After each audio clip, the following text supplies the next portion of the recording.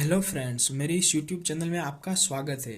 आज हम लोग पढ़ेंगे सर्वेइंग के इंटरव्यू क्वेश्चन के पार्ट 3। अगर आपने मेरा अभी तक पार्ट 1 और 2 नहीं देखा तो मैं उसकी लिंक नीचे डिस्क्रिप्शन बॉक्स में डाल दूंगा और ऊपर आई बटन पर क्लिक करके भी आप लोग उसे देख सकते हैं। ठीक है, तो चलिए शुरू करते हैं। What do you mean by magnetic meridian? मतलब कि मैग्नेटिक मेरिडियन क्या होता है। तो चलिए शुरू करते हैं। मैं आपको बताता हूँ मैग्नेटिक मेरिडियन क्या होता है। कि मैग्नेटिक नॉर्थ पोल और मैग्नेटिक साउथ पोल को जो लाइन जोड़ती है उसको हम लोग मैग्नेटिक मेरिडियन कहते हैं। तो चलिए मैं आपको एक फिगर के थ्रू समझाता हूँ। मान लीजिए ये हमारी अर्थ है और ये इक्वेटर लाइन है। ये हमारी अर्थ है, इसके अंदर ये उसका नॉर्थ पोल है और ये साउथ पोल है। इन दोनों को अगर हम लोग जोड़ लेते हैं तो उस लाइन को हम लोग कहते हैं ट्रू मेरिडियन। True meridian. और अगर हम लोग यहाँ पर कोई कंपास रख ले हमारी अर्थ पर तो वो इस तरह से टिल्ट होकर वो हमको दिखाएगा। तो इसको हम लोग कहते हैं मैग्नेटिक नॉर्थ पोल और इसको हम लोग मैग्नेटिक साउथ पोल कहते हैं। ठीक है, और इसको ट्रू नॉर्थ और ट्रू साउथ भी कहते हैं। और ये लाइन जो इन दोनों पॉइंट को जोड़ रही है उसको हम लोग कहते हैं मैग्नेटिक मेरिडियन। Magnetic meridian. ठीक है, और ये इन दोनों के बीच का एंगल जनरली 23.5 डिग्री होता है और ये ईयरली और मंथली वेरी करता है। अगर ये आपको जानना है कि ये कैसे वेरी करता है तो आप मुझे नीचे कमेंट बॉक्स में बताइए, मैं उसके ऊपर भी एक वीडियो बना दूंगा। उसके बाद दूसरा question, what do you understand by word local attraction? Local attraction मतलब कि लोकल अट्रैक्शन होता क्या है। हम लोग कोई कंपास को रखते हैं इधर, मान लीजिए ये नॉर्थ डायरेक्शन है, मैग्नेटिक नॉर्थ, और ये मैग्नेटिक साउथ है। ठीक है, तो ये कंपास हमको इस तरीके से दिखाएगा कि ये नॉर्थ है और ये साउथ है। मगर मान लीजिए यहां पर कहीं पर आपने मैग्नेट रख दिया,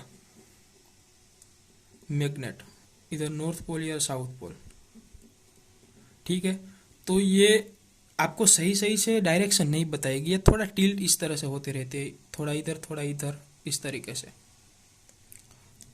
मान ली ये इस तरीके से दिखनी चाहिए, लेकिन अगर यहाँ पर अपने मैग्नेट रख दिया तो ये कैसे दिखेगी, इस तरीके से थोड़ी टिल्टेड दिखेगी।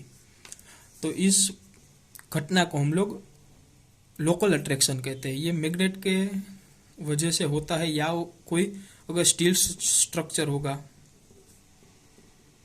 तो उसकी वजह से भी हो सकते हैं। ठीक है, अब तीसरा question, what do you mean by F B and B B?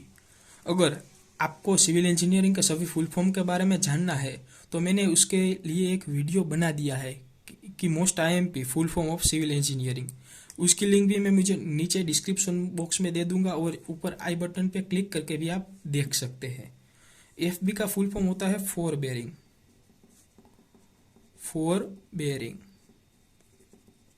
और बीबी का बैक बेयरिंग।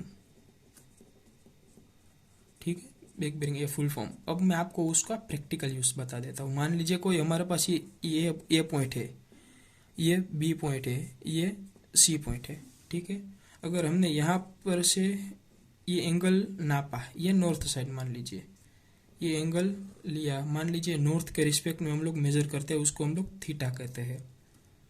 तो ये एंगल जो थीटा है उसको fore bearing of A B कहते हैं। ठीक है, fore bearing of A B मतलब आगे की तरफ जा रहे हैं इसलिए उसको फोर बेयरिंग कह रहे हैं। और ये बी पॉइंट पर हमने नॉर्थ लिया और इधर से ये एंगल नापा, मान लीजिए ये 5 है। ठीक है, तो ये 5 को हम लोग back bearing of A B कहते हैं। ठीक है, ये फोर बेयरिंग और बैक बेयरिंग में डिफरेंस होता है और इन दोनों एंगल के बीच का डिफरेंस 180 डिग्री होता है। उसके बाद चौथा question, what do you mean bye RL और डेटम लाइन? तो आरएल का फुल फॉर्म होता है रिड्यूस्ड लेवल। Reduced level. और डेटम लाइन में आपको बताता हूँ क्या होता है।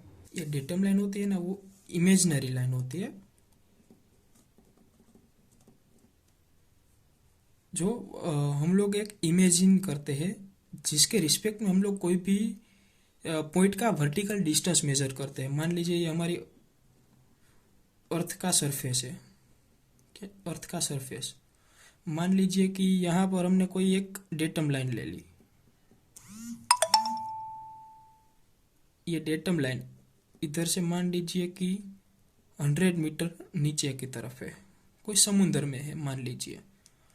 तो इस डेटम लाइन को हम लोग डेटम लाइन कहते हैं। ये कोई एक्चुअली नहीं होती, लेकिन ये हम लोग इमेजिन करते हैं, ठीक है। इस डेटम लाइन, इसके रिस्पेक्ट में हम लोग कोई भी पॉइंट, मान लीजिए कि कोई पॉइंट ये यहाँ पर एक पॉइंट है, यहाँ पर कोई बिल्डिंग है, ठीक है, उसके टॉप पॉइंट है, उसका हम लोग को एलिवेशन चाहिए with respect to datum line. मान लीजिए ये बिल्डिंग की हाइट है 10 मीटर, ठीक है, और ये नीचे 100 मीटर नीचे है। तो ये इसका रिड्यूस लेवल कितना होगा, 100 plus 10 is equal to 110 metre, ठीक है। तो इसको मान लीजिए ए पॉइंट है, तो हम लोग कैसे लिखते हैं, RL of A is equal to 110 metre. ये इस तरीके से होता है। आपको कोई भी अगर प्रैक्टिकली पूछे तो आप ये एग्जाम्पल देके उसको इंटरव्यू में भी बता सकते हैं, ठीक है। तो आज के लिए इतना ही। अगर आपने मेरी चैनल को सब्सक्राइब नहीं किया तो सब्सक्राइब करना मत भूलिएगा और नोटिफिकेशन की घंटी को भी बजा दीजिएगा। Thank you.